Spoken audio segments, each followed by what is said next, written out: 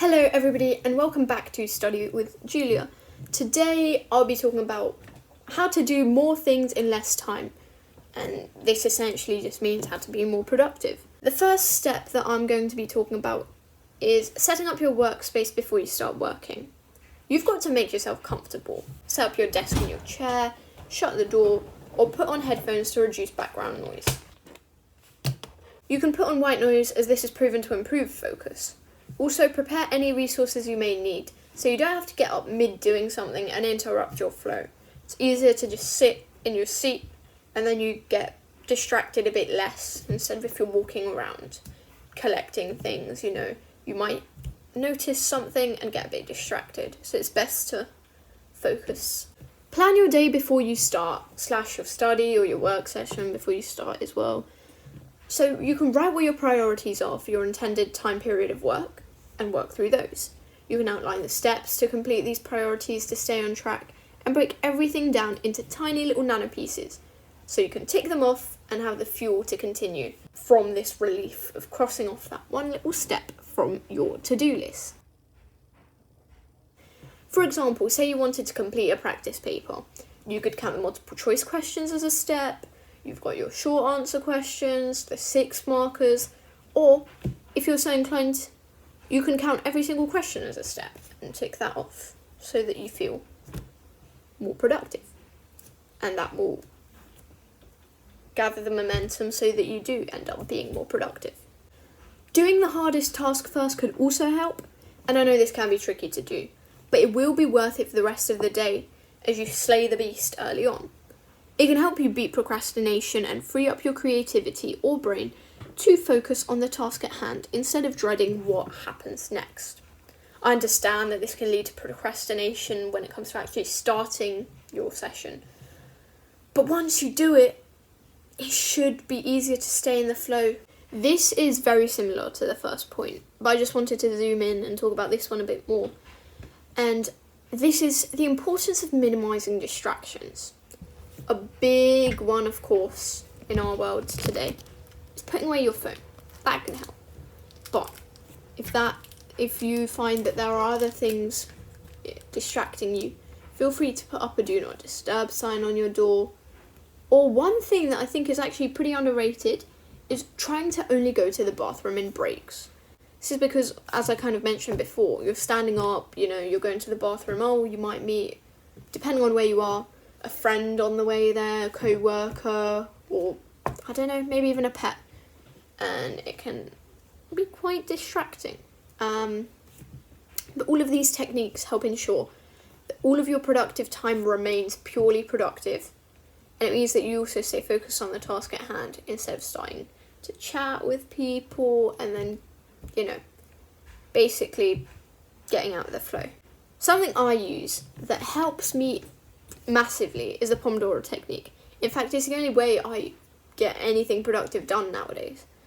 So in the Pomodoro technique, you can either work in 25-minute bursts with 5-minute breaks, or 50-minute bursts with 10-minute breaks, which is my favourite, because I feel like for me, 25 minutes is not enough time to actually get stuff done, and 5 minutes is too short of a break. But I think this is quite a manageable time frame to stay focused, helps you structure your time a bit, and also you have a break. You get a reward for your hard work, and you get that every set amount of time depending on which Pomodoro technique you use. A top tip is combining this with one of our first points, which is planning. Plan each session every 50 minutes or 25 minutes.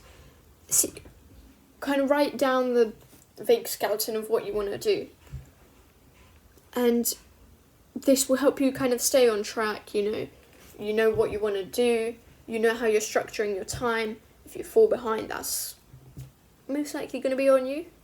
Of course, with the planning thing, it's important to stay realistic and don't tell yourself that you're going to do 3 practice papers in 50 minutes, but you can give yourself a couple of questions. That's actually another important point, because if you don't fulfill those, then it can get a bit disheartening. So, not too much, not too little. You figure out what works best for you. Also, do more shared work. Work with your friends, test each other, share your knowledge and your resources. Group study sessions, even if in silence, can help hold you accountable and boost your productivity because you can see there's other people around you doing work. So you've got to do work too. You can also discuss the project or the lesson content or whatever you're doing with your friends or co-workers, and this helps give you a fresh view on what you're doing. Or for example, if it is a lesson, maybe they can teach you a new mnemonic. This comes back to sharing your knowledge, and that can be very useful, you know. Sometimes it's quite refreshing to see something from a different perspective, and then it kind of clicks. I know I've had that multiple times.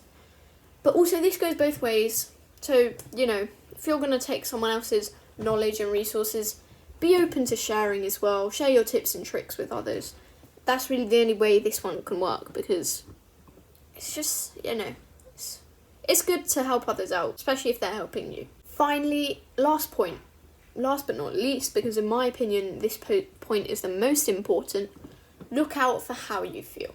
If you experience emotional exhaustion, you will become more irritable, you will experience a lack of motivation and actual physical fatigue, which will be a hit to your productivity. Because if you're tired, your brain's going to be tired. You're not going to be able to retain knowledge or focus on the task as easily. It's going to be quite a challenge, that's for sure. But more importantly, not only does it ruin your productivity, I think the main point is that it can actually affect your health and well-being. Tip to overcome this, I know these are quite classic ones, but I feel like they work, so I will repeat them again. Ensure that you take time to be mindful. You can do some colouring, you can meditate, do some reading, something like that. Something you enjoy. Maybe if you enjoy doing something more hardcore, or you feel more at peace doing, I have no clue, even just watching TV, do some of that. Also, fueling your body correctly. If you're going to be eating a lot of junk foods, you're going to be a bit more sluggish, a bit more tired. So that's also not the best option. Try incorporating more veggies and fruits into your diet to stop that. And last but not least, you can take a day off for rest. That's okay.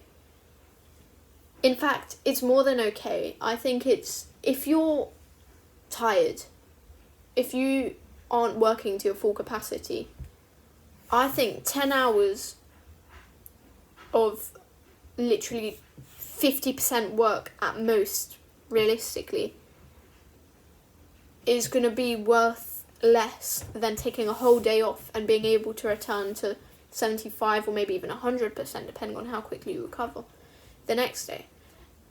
It's down to you. You need to know how you feel, if you feel prepared for a study or work session. I mean, of course, you have to go into school, you have to go into work. But if, like, homework or projects, you know, if you have the time, try and do them elsewhere. I know that there are deadlines, things that you just can't move about, and you've got to do things. But if you can, taking a day off, you know, in the long run, it does make you more productive. So don't shy away from that at all. Alright guys, thank you so much for watching this video. Please remember to like, comment if you found this useful, more tips that you have so we can share in this little community here. And yeah, please subscribe. It does mean a lot to me. I've seen how much you guys have been subscribing since my last live. I'm planning on doing one soon. I'll keep you guys updated on the community notes if I do end up having a concrete date for that. But yeah, thank you so much for all your support, and I'll see you all very soon. Bye bye.